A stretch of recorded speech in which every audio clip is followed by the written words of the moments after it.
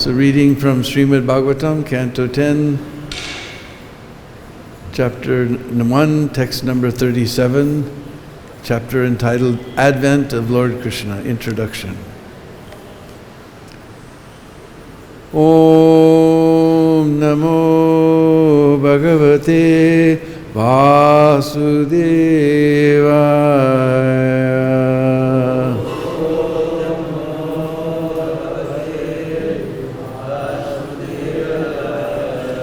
Om Namo Bhagavate Vasudevaya.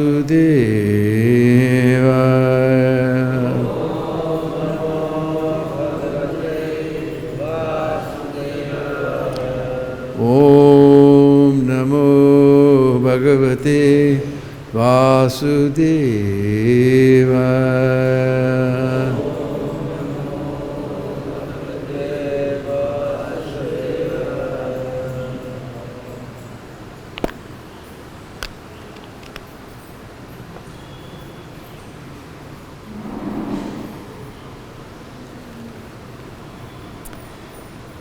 Sri Vasudeva Uvacha Slaganiya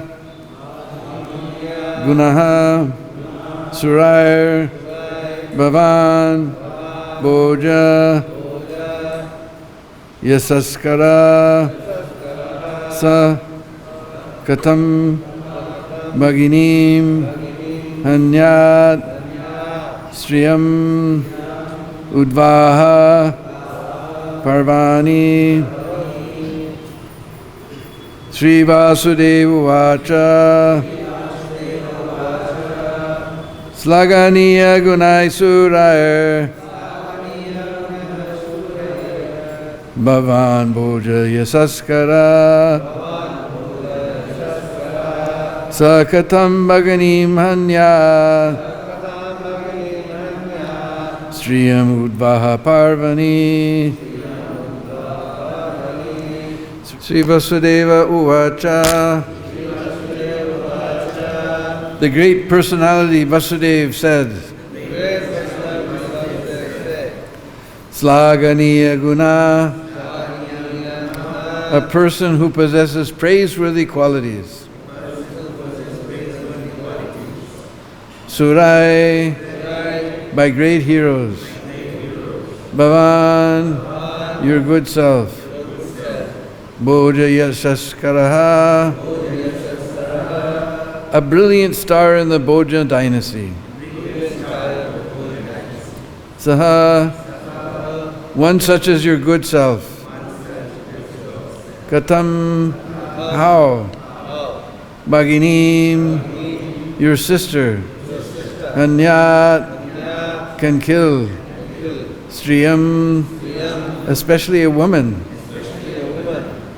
Udvaha Parvani, at the time of the marriage ceremony.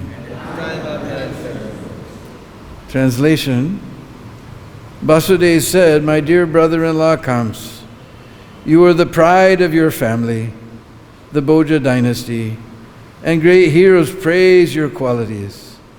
How could such a qualified person as you kill a woman, your own sister, especially on the occasion of her marriage? Translation, please repeat. Vasudeva said, my dear brother-in-law Kans, you are the pride of your family, the Bhoja dynasty, and great heroes praise your qualities. How could such a qualified person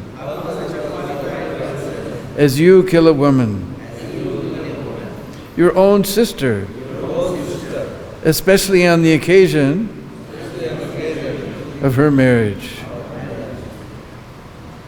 Purport: according to Vedic principles, a Brahmana, an old man, a woman, a child, or a cow cannot be killed under any circumstances. Vasudeva stressed that Devaki was not only a woman, but a member of Kansa's family. Because he was now married to Vasudeva, she was Parastri, another man's wife. And if such a woman were killed, not only would Kams be implicated in sinful activities, but his reputation as king of the Bhoja dynasty would be damaged. Thus Vasudeva tried in many ways to convince Kams in order to stop him from killing Devaki.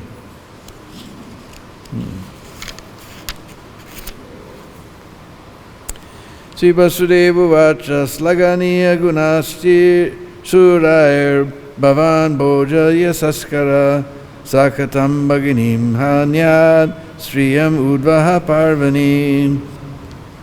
Vasudeva said, "My dear brother-in-law Kams, you are the pride of your family, the Bhoja dynasty, and great heroes praise your qualities.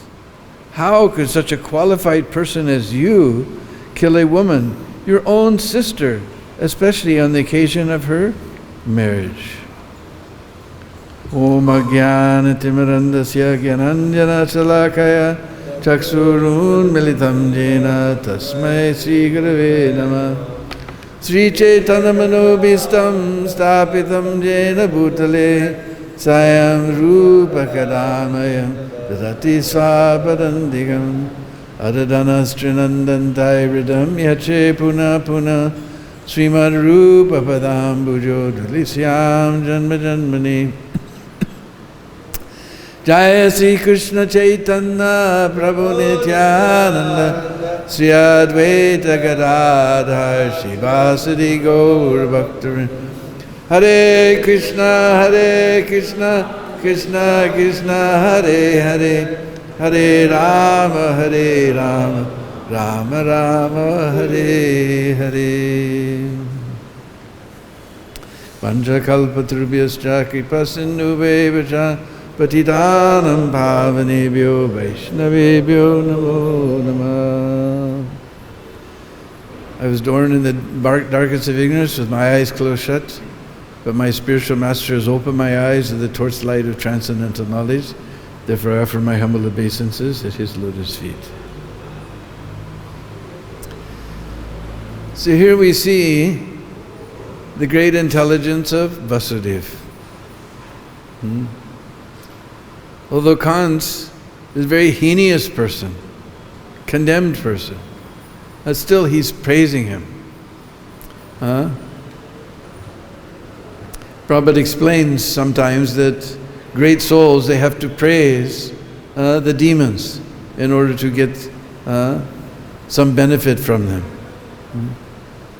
Vasudeva, he's a Kshatriya, so he knows all the diplomacy. So here he describes him as the pride of the Bhoja dynasty. Just imagine. And what does he say? A person who possesses wonderful qualities and praised by many people. Actually, everyone in Mathura was cursing Kans.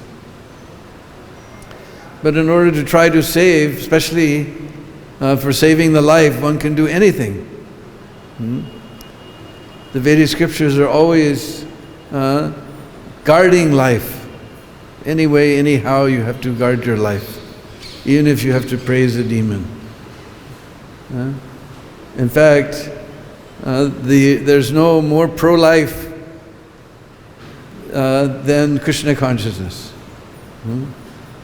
Any way that life can be brought into this world, there's evidence in the Shastra for it.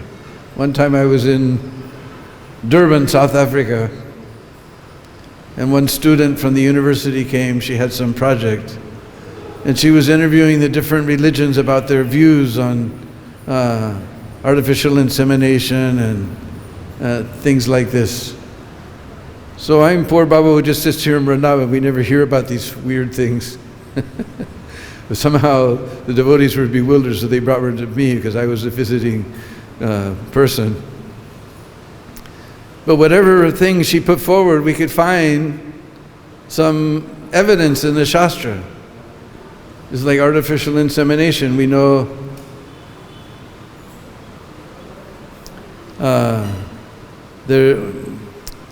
I guess it was Bharat Maharaj, there's so many Bharat Maharaj, there's one Bharat Maharaj. Somehow his forefathers called him to do some errands for them. But the scriptures, they describe the wife was in season, so he didn't want to waste the time. So he sent his semen back to his wife and was injected in her womb, and a great soul appeared. Then as far as surrogate mother, because they asked about that, all these, in the West, all these things are there. But it's all there in the scripture also. We know that one time Parvati and Shiva, they were relishing pastimes in the form of monkeys. And Parvati got pregnant and she said, "Oh my God, I already have one son with an elephant head. Now what kind of son am I going to get?"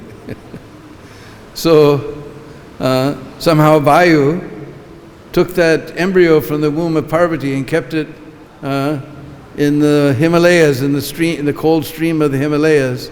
And then at the time that Anjani became pregnant, then that was injected into Anjani's womb, and he was born as Hanuman. So Hanuman's partial expansion of Lord Shiva. In this way, just about everything she presented for bringing life into this world, the Vedas are for everything. For terminating life, they're against everything. There's no religion more pro-life than Krishna consciousness. So he has to save the life of his wife somehow or another, brand new bride. So here he's having to do such a thing as praise Kansa, that he's giving so many flatteries. Even though Kansa is a demon, he's given so many flatteries just to save the life of Devaki. And here in the purport it says, an old man, woman, a Brahman, and a cow, these things should never be killed.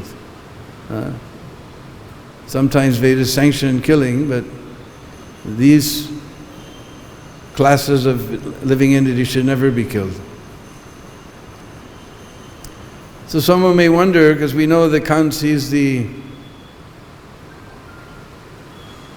son of Ugrasen, who was the king of Mathura, although finally comes through his own father. Such a demon, he threw his own father in jail and usurped the throne. So how is it possible that such a great king as Ugrasen got such a demon? Because we know the parents, the consciousness of the parents decides what type of child will come into the womb. We know that Ugrasen was a very pious king, so how is it possible? Actually, it's not told in Srimad Bhagavatam, but in one of the Puranas there's a story how Padmavati, Kansa's, Ugrasen's wife, she went to Vidarbha to visit her father. Because sometimes, especially just a couple of months ago with Shravan, we see all the young girls, they like to go home to their father's house. Is it? So she went to her father's house. And he had a beautiful palace with a beautiful garden. So she was strolling in the garden one day. And there was one yaksha, evil yaksha. Don't ask me what a yaksha is, but we hear about them all the time. I don't know, I haven't any idea. Anyway, there was an evil yaksha named Dramila, sometimes also called Gobila. He saw Padmavati and he was struck with lust, because he was a demon. But he was a very powerful yaksha, he could change his form. So he changed his form exactly like Ugrasen. And Padmavati, she saw, oh, my husband is here in the garden, this is so wonderful, how did he come? So they began to enjoy in the garden. At that time she realized, this is not my husband. But it was too late, she was impregnated with Kans. So she cursed that child that he would be killed by his own relative. So Kans is not actually the real son of Ugrasen. He's the son of one evil yaksha named Dramila, Gobila. And we hear that he was the reincarnation of Kalanemi. So we keep hearing about this Kalanemi, but it's like, and that he was killed by Vishnu. But I don't remember any such story. If you ask about Hiranyaksha, immediately we can tell the story. Hiranyakashipu, immediately we can tell the story. If I say, Kalanemi, what's the story? How did Vishnu kill him? Anybody remembers? Nobody remembers. So I looked it up. I searched through the Bhagavatam. In the 8th canto, there's a story about the churning of the ocean of milk. We know the demigods and the demons, they made a truce, because neither party was capable of churning the great ocean. So they made a truce that they would churn the ocean of milk and produce Amrit, nectar of immortality. And the deal was that since they both cooperated, they would split it. Of course, we know the Lord was very clever. At the time that the Amrit was produced, he immediately appeared as Mohini. Mohini incarnation of the Lord, female incarnation of the Lord. This is such a religion, we even have a female incarnation of the Lord. No other religion has such a thing. So, this was very clever of the Lord, because the demons are always especially interested in sex life. Just like I was reading yesterday on Facebook, Giriraj Maharaj was explaining one story that he was talking about all the troubles that Prabhupada went through to get the Juhu temple. Even after they got it, there was so many troubles. The municipality wouldn't give them permission to build. The police said, "Our Harinam." Then even after Prabhupada left, there was, the papers were saying that we were CIA and this and that and foreign agents and so many bad things. So eventually the police raided the temple. And they searched the whole temple looking for some sort of contraband, or everybody told that the spires on top of Juhu temple were the radio transmitters, the antennas. In the basement there was a transmitter. So finally they're looking the whole place. So finally they came to even Prabhupada's rooms. Jai Sisi Gaurnitai, Sisi Krishna Baldao, Sisi Radha Shyam Sundar Ki.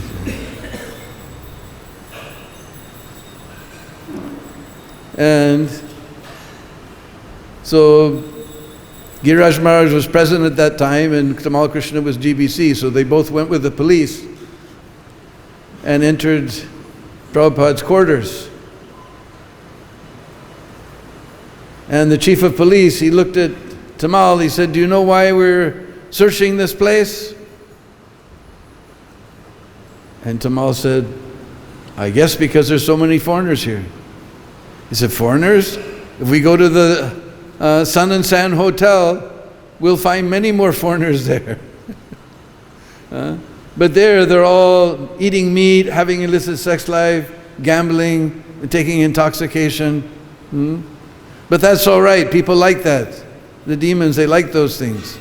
So that's okay. But here you people, you're not taking any type of intoxication, you're not having illicit sex life, you're not gambling, you're not, what did we miss?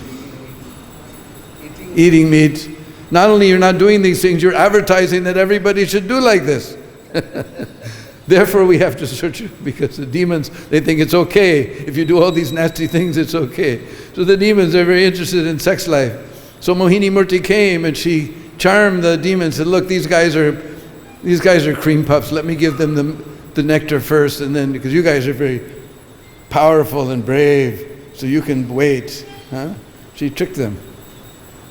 So once the demons realized they'd been tricked, they were very furious. There's one whole chapter, the fight of the demons with the demigods. We're always reading about this. There's a whole chapter there in the 8th canto.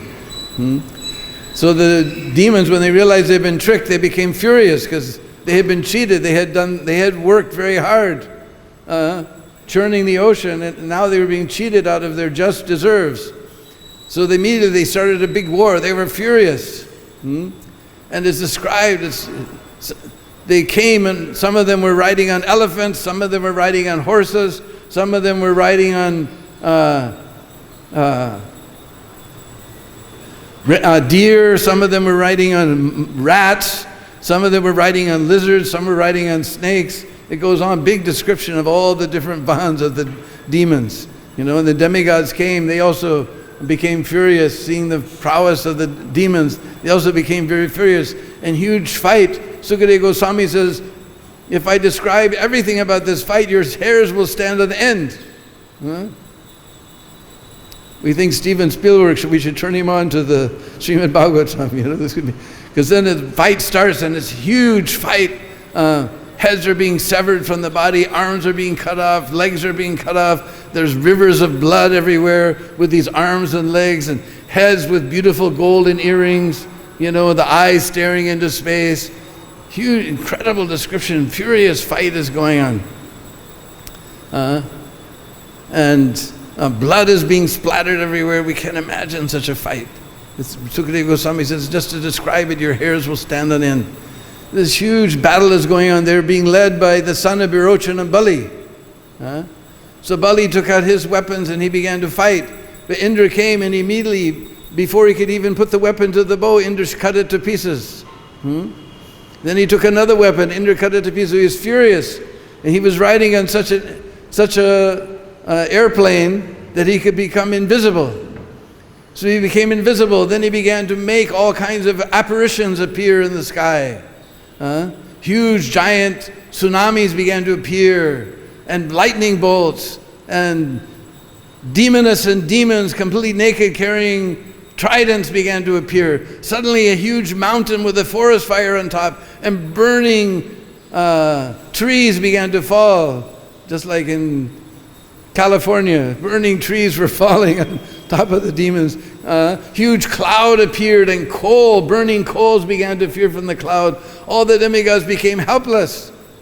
Seeing all the magic of Bali Maharaj, they became helpless. They began to surrender to the Supreme Personality of Godhead, Lord Vishnu. Suddenly, Lord Vishnu appeared with eyes just like lotus petals, with a beautiful golden helmet, with his Kaustuba gem and the mark of Srivatsa on his chest, beautiful pitambar, golden dhoti, and armlets made of gold encrusted with rubies, and he was mounted on Garuda, and his legs were hanging under the wings of Garuda. Just like here we have one temple, Garud Govind. If you go there on Chandan Yatra day, they don't put any cloth, you can see.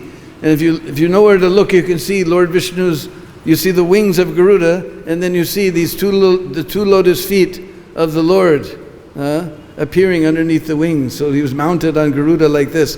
And he had 8 arms with all different types of weapons. As soon as Lord Vishnu appeared in the sky, as brilliant as the sun, all the magic of Bali Maharaj was destroyed. And thus the Lord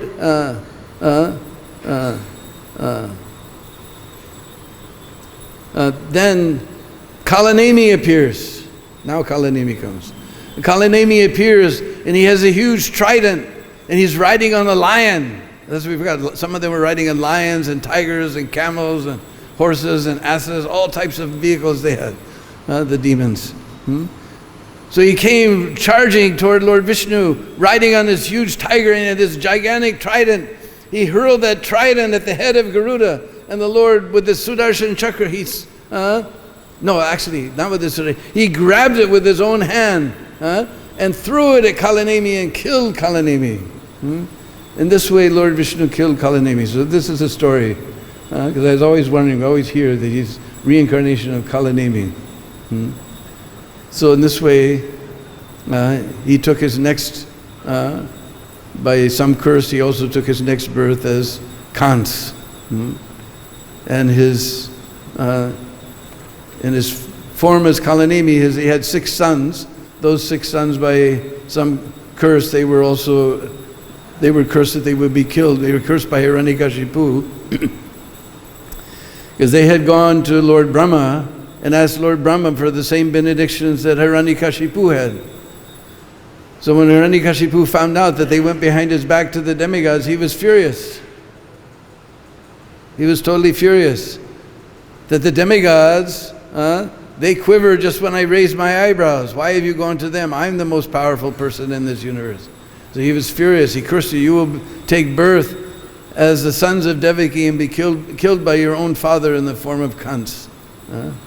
So these 6 children of Devaki are the reincarnation of the 6 sons of Kalanemi. So this is that whole story that I was always wondering. So that's where Kalanemi was killed by. This is the story of how Lord Vishnu killed him.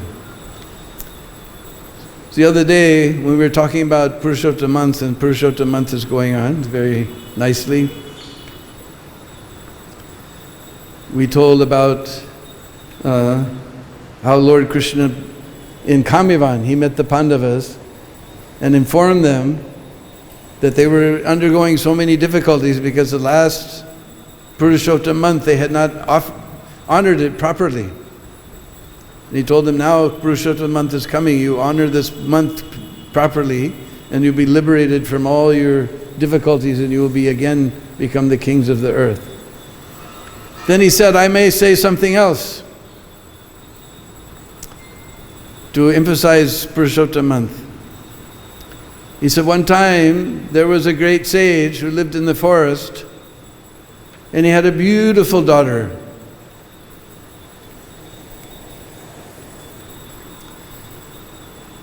But in her youth his wife died.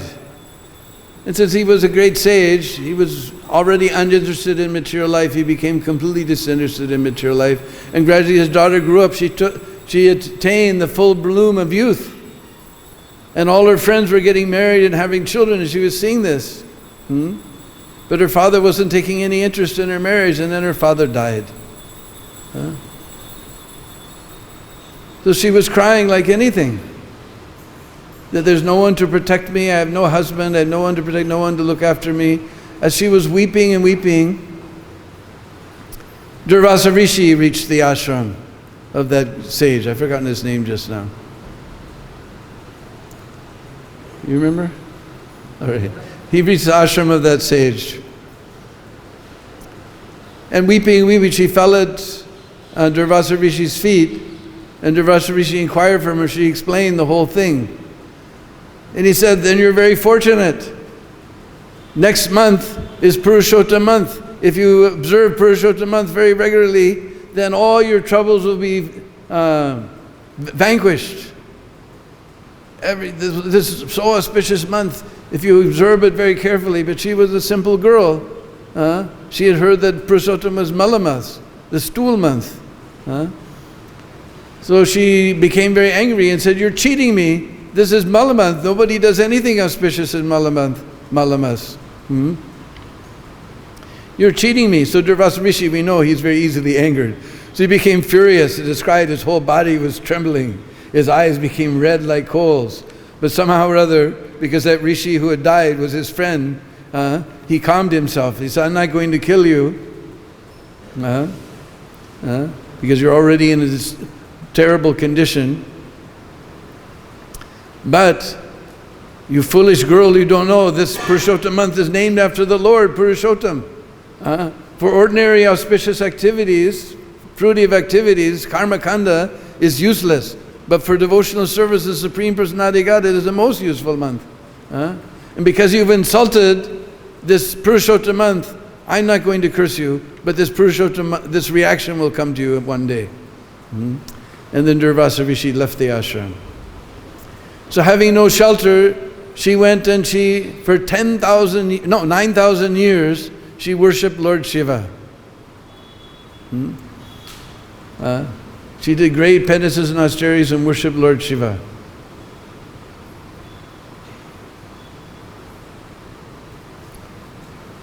So finally Lord Shiva appeared, and she fell at his feet weeping and weeping. He said, what is it you desire? I'm very pleased by your service. Whatever you want, I will give you. And she explained her situation, and he said, please give me a husband. Please give me a husband. Please give me a husband. Please give me a husband. Please give me a husband. So Lord Shiva said, you have asked for a husband 5 times, so you will get 5 husbands. She said, Are? she became ashamed. This is a great shame. If a woman has 5 husbands, it's a great shame. So no, but my words are infallible. It will not go in vain. But don't worry, you will not be defamed by this, because the 5 husbands will be none other than the great Pandavas themselves. So then, after she left her body, just not far from here, Panchal Desh, just near, what is the name of that city? Anyways, we did a program there, and we saw this. We saw the Kund, the Yagya Kund, where, who was it before him? Draupadi's father's, what is her name? Drupa, excuse me, yeah, Draupadi's father's Drupa, naturally. Where Drupa had performed this yagya, and Draupadi appeared in that yagya. So then, that same girl, that is your present wife, Draupadi, who's standing here before us. Because she insulted Purushottam month, therefore she was, the reaction came that she got 5 husbands. Not only that, she was tried to be made naked by Susasana. So now you have to very carefully follow this month that is coming soon, after a couple of years, and then all your troubles will be finished. So this was the other half of the story, but we didn't have time the other day to tell. So, wasn't much of a purport. I tried to speak something. If there's any questions, we can try to answer the questions.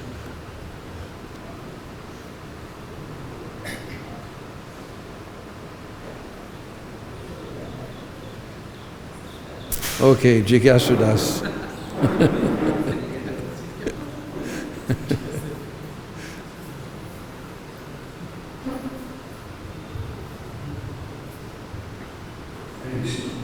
You were speaking that he did this how many years tapasya for Lord Shiva, and 5 times she said, I want husband.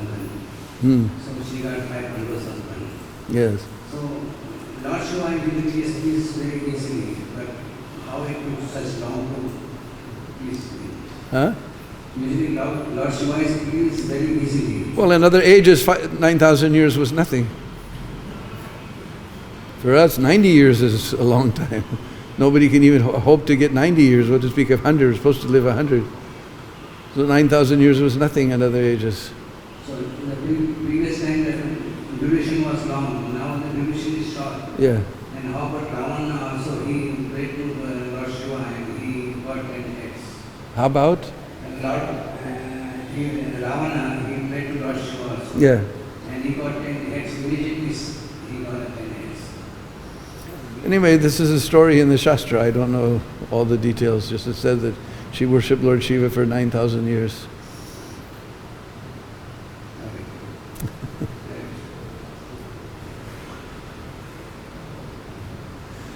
So we're very fortunate in this Kali Yuga. We simply have to chant the holy name of Krishna, and the same result that was even better result. She got 9,000, but here we know that verse. The whole last week we were hearing all these wonderful verses. So we know that the same result that you got by 50,000 years of meditation in Satyayug, same thing you get in this Kali Yuga, just by chanting the holy name. In this short, tiny little life. I think within all the Shastras are full of guidance that without the mercy of senior devotees, we cannot achieve the lotus feet of Lord Krishna. Yes. So I just want to have a simple question. Whether we have to make special efforts to get mercy of senior devotees, or just by normal bhakti course we get the mercy? No, we should endeavor to, whenever there's opportunity to serve senior Vaishnava. But what to speak of senior any Vaishnava? Because we don't know. Now we may think this is a little Vaishnava. But one day he may be very great Vaishnava. So whatever service we can render, invite the devotees to your home and have Harinam Kirtan and feed them nice prasadam. During this Purushottam month especially, one can give charity, so you can give some charity, we can have Amriti again for breakfast prasadam. You help the devotees in their preaching somehow or another. The other thing is, should we worry always about not to be offending some Vaishnava? Sometimes they worry either I'm offending some Vaishnava or something like that. How could you get fearless about this? It is a good fear. Then one has to endeavor. We're always looking, because this is a push-button age. We just want to click on the link and all our troubles will go away. But you have to endeavor. In Madhurya Kadambini, which I translated by Biswanath Chakravarti Thakur, he says if you commit offense to the Vaishnava, the only way to get free of that offense is to go to that Vaishnava and beg forgiveness from him. He says, you think, oh, I'll just chant the holy name, then it becomes not only Vaishnava aparad, it becomes Nama aparad also. We have to go and beg forgiveness from that Vaishnava. And he said, just like I was talking about little Vaishnava, big Vaishnava, he says one shouldn't think, oh, what kind of Vaishnava is he anyway? He got angry. And Biswanath Chakravarti Thakur quotes from Bhagavad-Gita, Api chet sudaracharam bhajate mam ananyabhak. That suduracham, achar we know, we came here to Vrindavan to learn a little bit of Vaishnava achar. So durachar, dur means very far, so one who's way off of the path. And here Krishna says sudurachar, even if he's very misbehaved. Bhajate mam anand, he doesn't worship all these Devi Devatas, he's a Nanya Bhakt of Krishna. Sadhur eva samantavya. Krishna says eva. Eva is a tiny Sanskrit word, but it's very not used casually. Is sadhu eva. Certainly he's sadhu. And mantavya is in imperative tense. Not that to the extent that he does nice service, that he's a nice Vaishnava, and the extent that he's doing nonsense, he's a rascal. He said, no, he's sadhu. Mantavya, you have to accept him as sadhu. Shipram bhavati dharmatma.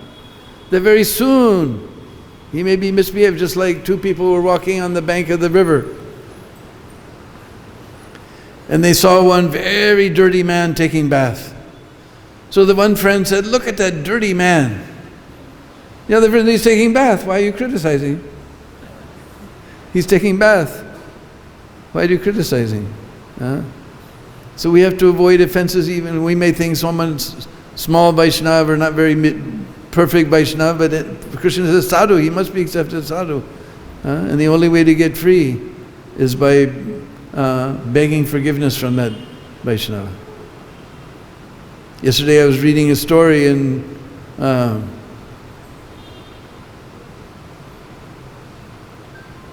Bhakti Ratnakar, that one time Rupa Goswami was sitting and meditating, and very wonderful pastime was taking place in front of his eyes. I can't remember the pastime just now, but it was very funny. So Rupa Goswami was laughing and laughing like anything. And one Vaishnava came, he saw Rupa Goswami's laughing at me. This is not proper. What have I done that he's laughing at me, mocking me like this? So he went to Sanatana Goswami. And he told Sanatana Goswami, he knew everything by Krishna revealed to him the whole situation. And he said actually he was meditating on a very funny pastime of Krishna's. He was laughing at the pastime, not at you. He said, oh, I've committed a great offense. In Sanatana Goswami, suddenly the pastime disappeared. And no matter what he did to see the pastime again, he couldn't enter. And he felt very despondent. So he also went to Sanatana Goswami to just, what's happening? I was meditating a beautiful pastime and it disappeared and I can't get back. As he was walking to Sanatana Goswami, that Vaishnava was there. That Vaishnava came and ran and grabbed onto Sanatana Goswami's feet and begged forgiveness. Sanatana Goswami realized what had happened. Rupa Goswami realized he fell at the feet of the Vaishnava, and then both of them were relieved from their offenses. So even such a subtle thing, even it was unintentional, this how scary. Vishwanath Chakravarti, or actually Jiva Goswami, in the Sadsandarbhas, in Bhakti Sandarbha, he's describing that bhakti is very easily. We're reading all the time, somebody just accidentally, just like I think in I can't remember what pastime it was. Some thief, he was chewing tobacco and used this white stuff with the chewing tobacco. And he wiped it on the side of he had his finger with his white stuff, so he wiped it on the side of the temple. So Krishna took it, that he's whitewashing my temple. And so many stories are there. Jiva Goswami gives example. One sparrow was there. He was sitting by a Vishnu temple, and suddenly a hawk appeared. We know hawks and eagles, they eat small birds. So he began to chase that sparrow, and that sparrow was running, flying around and around for his life around this Vishnu temple. The hawk caught him and killed him. But because he was doing prikrama of Vishnu temple, even unknowingly. He's a bird, what does he know what is Vishnu temple, what is circumambulation? He was killed, he went to Vaikuntha. So we're hearing all these wonderful things, and we ask the question, why am I having so much trouble? We come every day before the deity, come on Krishna, give me a break. Jiva Goswami says the easy thing is bhakti, the hard thing is avoiding Vaishnava aparad. And that you're going to have to endeavor for. There's no link that you can click on and your Vaishnava aparad will go away. You have to be very careful and very conscious and consciously avoid Vaishnava. If you commit Vaishnava aparad, then you have to beg forgiveness from that Vaishnava. Biswanath Chakrabarti Thakur and Madhuri Kadam, he says no other solution.